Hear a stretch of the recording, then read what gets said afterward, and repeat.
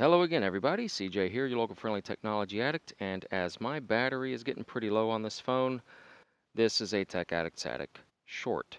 Yay! So, I just wanted to do a little quick review on this radio again. I know my other one, 38 minutes, that's just wow. But basically, in a nutshell, this guy, this Baofeng UV-B5, is a nice little radio for somebody starting out in amateur radio. Somebody who does not have a lot of money to spend on a nicer rig. Perhaps maybe just somebody who wants something inexpensive that you can throw in a glove box and leave there for a couple of rainy days, right? Uh, Nice to have. Fits in a shelf, on a shelf, in a drawer, in your pocket, in your glove box, any number of places. Throw it in your go bag or bug out box or whatever you got, right? It's pretty compact, fits in the hand pretty well. I've got it clipped to my pant leg right now just so it doesn't fall off so I can do this video, but for the most part, it's a nice little radio.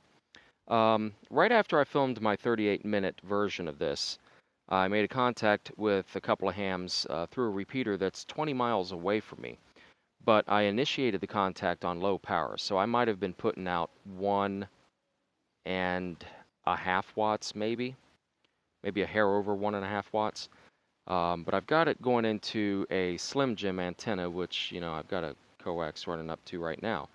But I was inside my house with the Slim Jim antenna pressed up against the ceiling. I found a sweet spot in the ceiling to make the contact. And they complained that they could barely hear me, so I realized then I was still on low power, which I had not intended to do, so that was an even better surprise.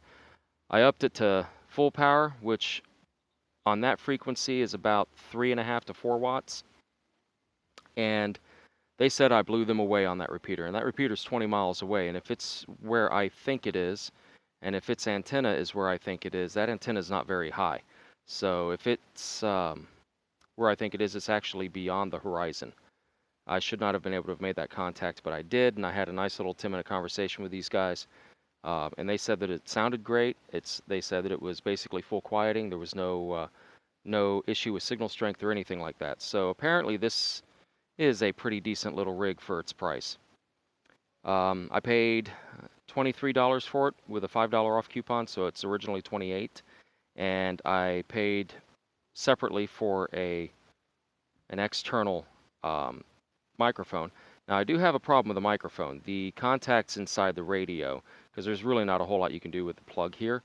If this is a standard sized plug, then the problem's got to be in the radio itself. But if I'm transmitting on it, the light will light up on the handheld, but it will not light up on the radio. And if the radio is transmitting, it will light up on the radio regardless of whether you're using the handheld or not. So it wasn't lighting up on the radio, it was lighting up on the handheld mic, and it simply wasn't transmitting. So once I figured that out, I started playing with it, and I was able to get it to transmit more or less consistently. If I push down and if I lift up on it, it does not transmit. So there's probably an issue with the jack in the radio. Maybe a problem, maybe not a problem. Maybe something that could easily be resolved with a little bit of hacker skill. Maybe I could put a layer of solder on it, which would be ugly as sin, but if it works, it works. I don't know. I may not even mess with it. Because if nothing else, I can always just use it without the handheld mic.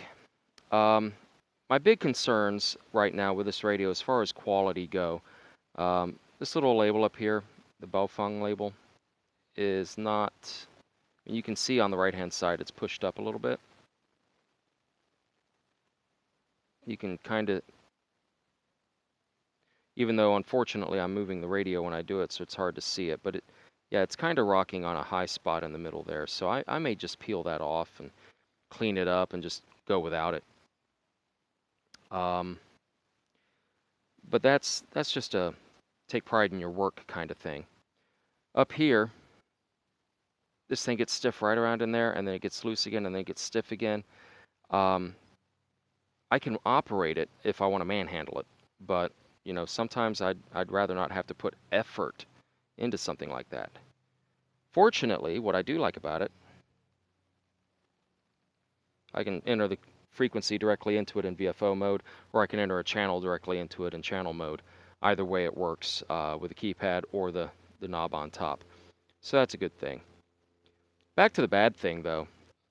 It's not very evident right now, but if you look at the vertical of the 4 and the vertical left-hand side of the first 2 5s and then the top side of the third 5, you can see that they're kind of faded. And that changes depending on what numbers are on the screen. So also if you look at the battery indicator, that battery-shaped line around the outside of it is supposed to be pretty dark all the way around, just like those first 2 battery bars are. And as I go through, you can see like 146655, that battery icon is fully dark, but if I go back a few, then it gets faded. Though I don't know if you can see it with the crap. There's only so much I can do when I'm outside, guys. I'm sorry about that. Because if I get it to where you can see it, you're going to get a reflection on it.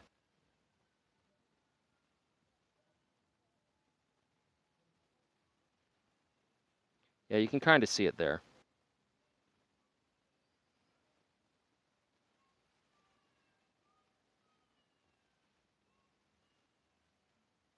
So yeah, that didn't happen until after I tried programming it and realized that the programming cable was causing the radio to transmit. I did have it transmitting into a dummy load because I was planning on that, but I wasn't expecting the programming cable to cause it to transmit. Unfortunately, I didn't realize that it was transmitting until it had made the dummy load scalding hot. And of course, if the dummy load was scalding hot, so was the internal of the radio. And I think the heat is what started this problem here with the LCD. I think it actually damaged the LCD. So it's one of those things you learn with time. It's a $23 radio. Am I going to send it back over that? I really should, because you shouldn't have to worry about that with a brand new device especially. I can still read the screen under most conditions, but there are certain times when I cannot, and there are certain icons that pop up that are so faded in this state that you can't really see them if you're not looking for them. So if you depend on the readout, then it may not be the radio for you, because that readout I consider unreliable.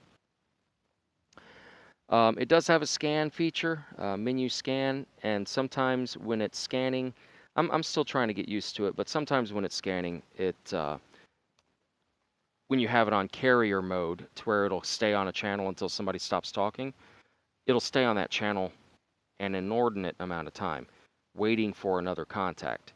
And sometimes I think that it has stopped scanning because of that, so I'll go and I'll hit menu and then scan again, and next thing I know, I'm in VFO mode. Well, I don't want to be in VFO mode. I want to be on my channel mode scanning. It apparently was still scanning. I just didn't realize that it was because it was taking so long.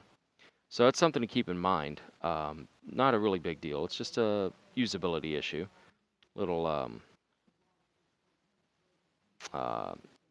getting used to it kind of thing. Aesthetics. It's a good looking little radio. It doesn't look too flashy. It doesn't look like a toy. It looks like a professional-minded, quality handheld device, aside from the name on it. I don't really associate Baofeng with quality yet. I don't know them. If I see a Linko, Yaesu, Kenwood, or Icom, I think of quality, but honestly, they're probably all made in China too. And so far, my experience with this, seeing the screen, I'm not impressed. And the transmit issue with the jack, I'm not impressed.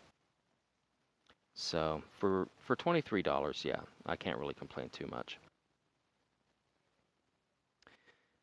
So more to the aesthetics. We don't have an asterisk on the bottom left or a pound sign on the bottom right, or do I have those reversed? We instead have VM and scan, and we have FM. Now FM, I don't get that. I guess I could see it from a point of view of, hey, there's a hurricane and all your power is out and you need to have a radio handy where you can hear the broadcast station who probably has a generator. Perhaps. Or perhaps you want to do direction finding and find the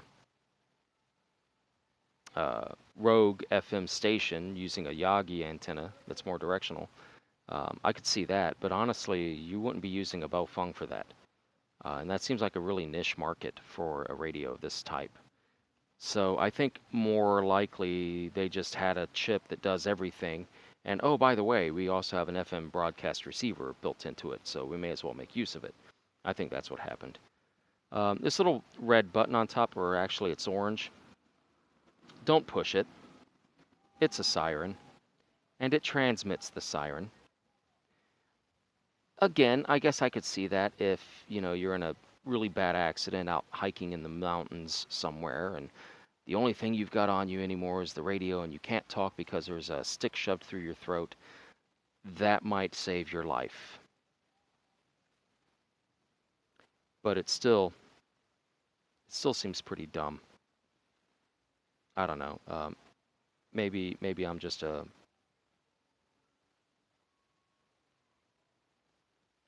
privileged little brat, but I don't know. It just seems like a dumb idea. For the most part, though, I don't really have too many more complaints about it. Two come to mind right off the top of my head. This belt clip is kind of chintzy. It's kind of flimsy. Twice, 3 times now, I have found it kind of pushed over to the side because we only have a thin piece of sheet metal holding it all together. So that does get pretty easily bent. And my biggest complaint of all, get this thing clipped back on here because I've only got the one hand. My biggest complaint of all is this right here. SMA. It's a rugged little SMA, better than that Blackview SMA was. But if I clip the thing back to my leg here, you can see that the SMA and the BNC are almost the same exact diameter. The BNC is about I don't know, 1/2 millimeter larger in diameter. It would have been nothing for them to have used a BNC in there instead of an SMA. And BNC would have made it so much easier to use so many more accessories for the antenna without having to put this silly adapter on here to adapt it to the common coaxial connectors. So that's my other biggest complaint. It's plenty loud, has plenty of frequency coverage. The receiver's not too incredibly wide-banded. Not that I would have any way of knowing that, but it doesn't receive interference quite as badly as my Blackview phone did. When I'm riding in the car, it does still pick up the engine computer on several of the channels that I've got programmed in, so when I'm in the car, scanning is useless. I don't like that about this. I think a mobile radio that's designed to be mobile might have a better time of it. But ultimately, not a bad rig, not a bad radio for a first one. New ham, somebody looking for a budget rig or just something to throw in a box somewhere. So it's only my first ham radio since being a teenager, and I've only used a few different radios in my life, so it's not like I'm an expert or anything. But I know what I'm looking for, and I know what features I like, and I know what I want. And this satisfies that itch to at least have something until I can afford better, right? So that's it for today. My battery's about dead anyway. And I appreciate all of you who watch these videos. I know that I'm not exactly the most famous person on YouTube. It's not like I'm Stacy Plays or who's that one Kevin kid. But anyway, stay tuned, and I'll have something else soon enough. It may be a little while.